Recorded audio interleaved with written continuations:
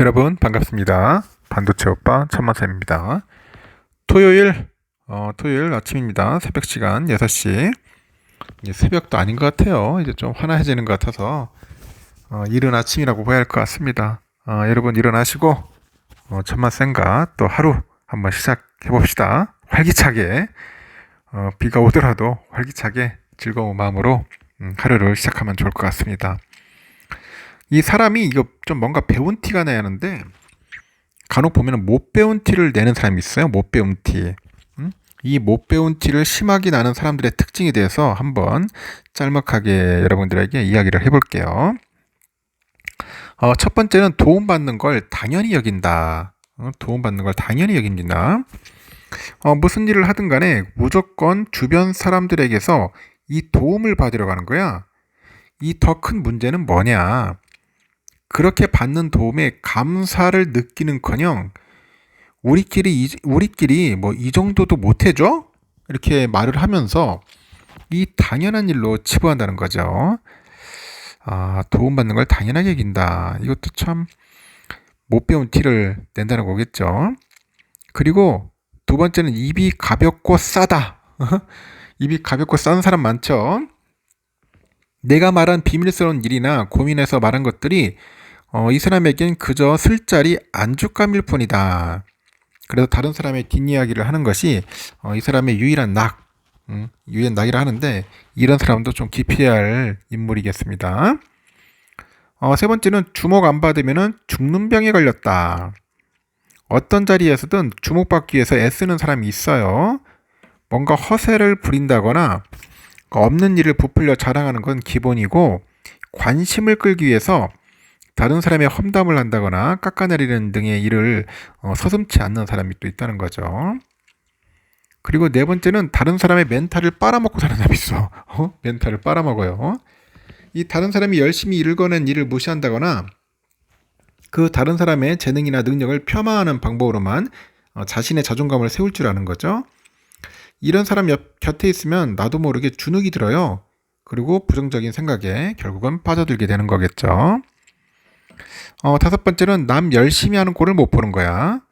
자기 개발을 하면서 열심히 사는 모습을 참고 보지 못해요. 마치 인생에 쉬운 길이 있는 양, 자기만 정답을 알고 있는 양, 으스대고 우쭐거리더라. 그런 겁니다.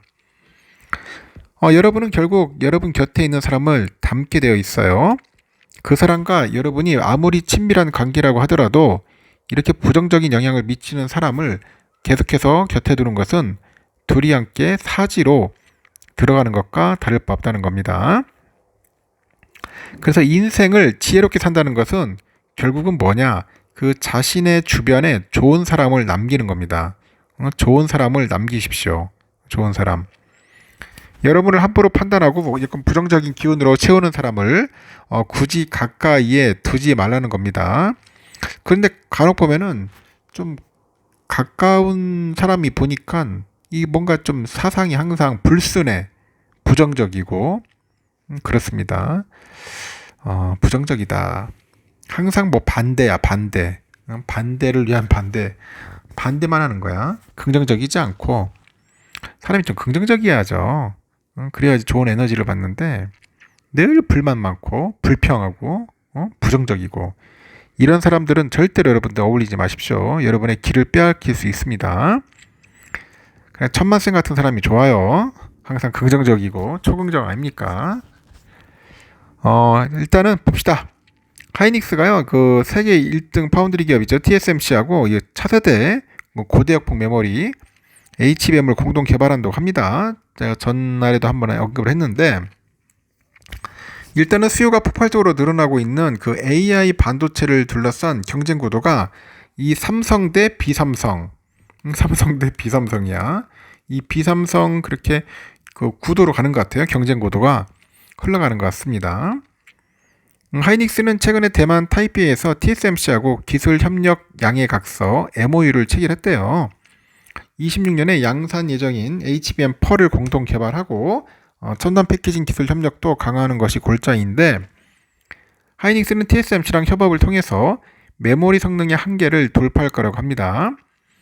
이렇게 두 회사가 손을 맞잡은 거는 삼성의 추격을 뿌리치기 위해서겠지. 삼성은 HBM하고 파운드리 사업에서 각각 하이닉스하고 TSMC랑 경쟁을 합니다.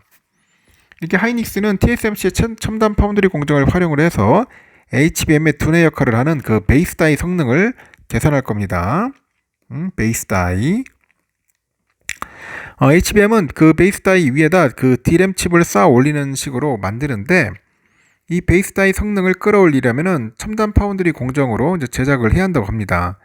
그래서 하이닉스는 5세대인 HBM3까지는 자체 공정으로 그리고 베이스 다이를 만들었지만, HBM 퍼부터는 TSMC의 첨단 공정을 이제 활용할 예정이라고 하는 거죠. 이렇게 맞춤형 제품을 통해서 HBM 주도권을 굳힌다는 계획도 밝혔고, 이 규격화된 D램하고 달리 HBM은 각 고객사 요구사항을 반영해가지고 제작을 합니다.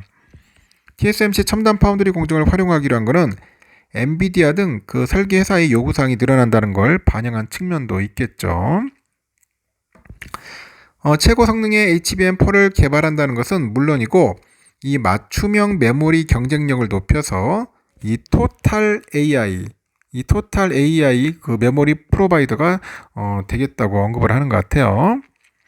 이 메모리랑 파운드리를 다하는 삼성은 내부 역량을 총 집결을 해서 최고 성능의 HBM4를 개발하기로 했어요.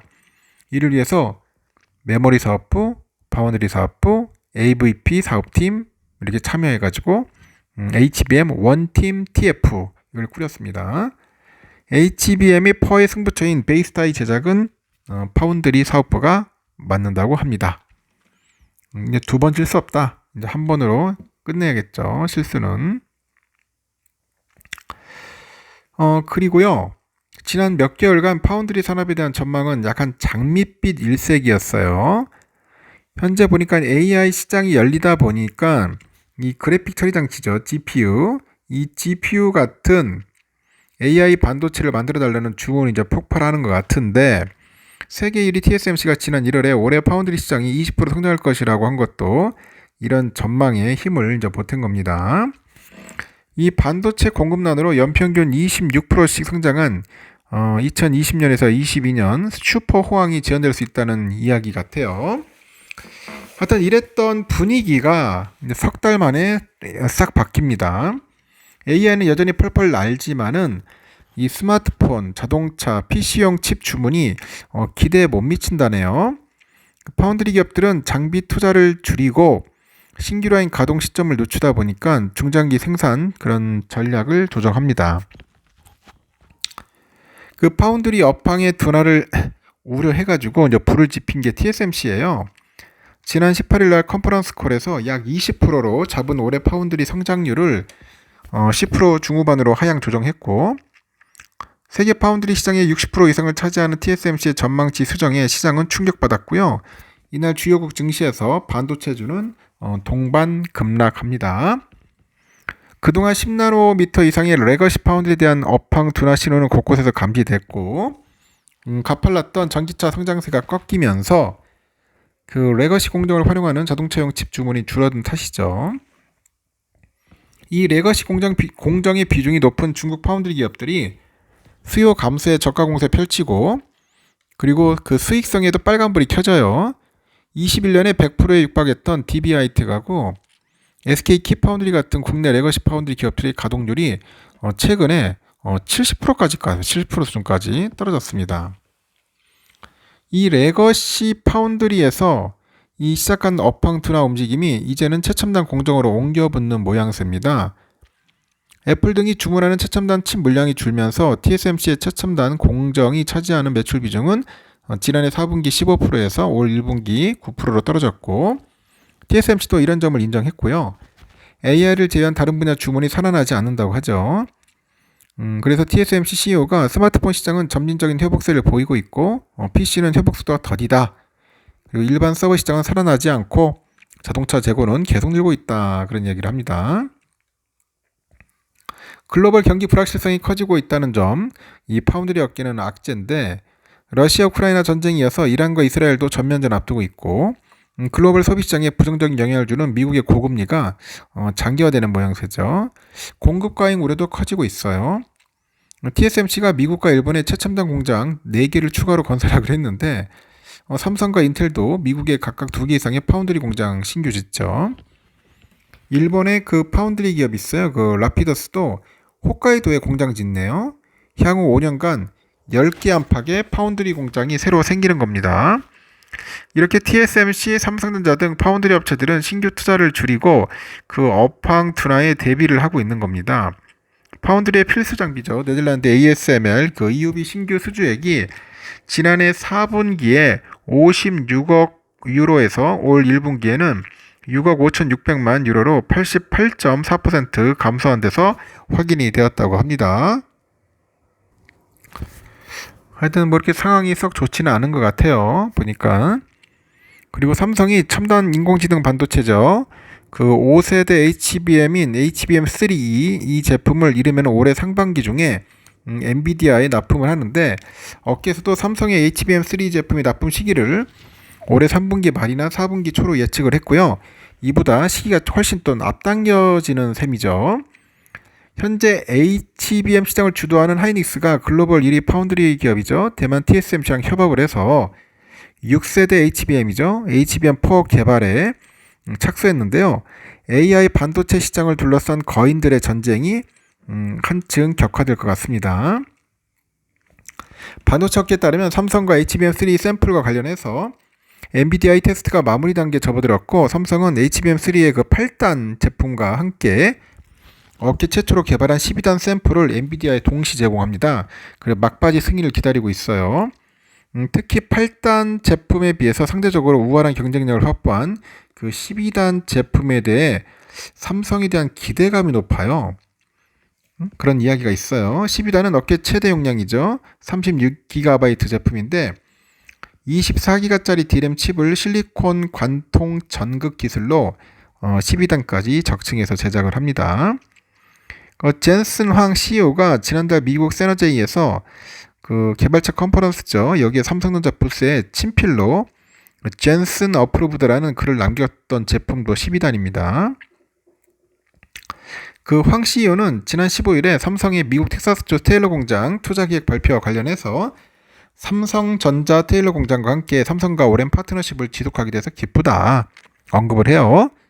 그 두 회사의 협업의 그 진전을 시사했고 엔비디아가 예상보다 이른 올 상반기 내 삼성전자의 그 HBM3 테스트를 마무리하고 제품 공급을 받는 게 유력시되다 보니 삼성의 HBM 시장 점유율 확대에 청신호가 켜지는 겁니다. 그래서 삼성이 시장이 예상보다 훨씬 일찍 그 엔비디아 납품을 시작하게 되면은 HBM 시장이 주도권 싸움이 한층 가열되겠죠. HBM3 시장에서 그 경쟁 격화와 함께 이 차세대 HBM4 개발을 두고도 치열한 주도권 경쟁이 펼쳐질 겁니다. 하이닉스는 TSMC랑 협력을 해서 2026년 양산 예정이죠. HBM4를 개발하기로 했고 기술 협력을 위해서 MOU를 체결했다고 합니다. 두 회사의 긴밀한 협력을 통해서 삼성전자 견제에 나선 것으로 풀이되고 24년 2월 8일자에 이렇게 나와 있더라고요. 또 보니까 기사들이. 하여튼 올해 하반기를 기점으로 HBM의 그 생산 경쟁이 한층 가중될 것 같고요. 판매 가격 하락 등이 좀 불거지지 않겠냐? 경쟁이 치열하면 그렇겠죠. 삼성의 그 12단 제품 상당히 저도 궁금해집니다. 하여튼 그 엔비디아 빨리 승인 받아가지고 납품했으면 좋겠습니다. 삼성 관련된 소식은 여기까지 하겠습니다. 여러분 좋은 하루 보내십시오.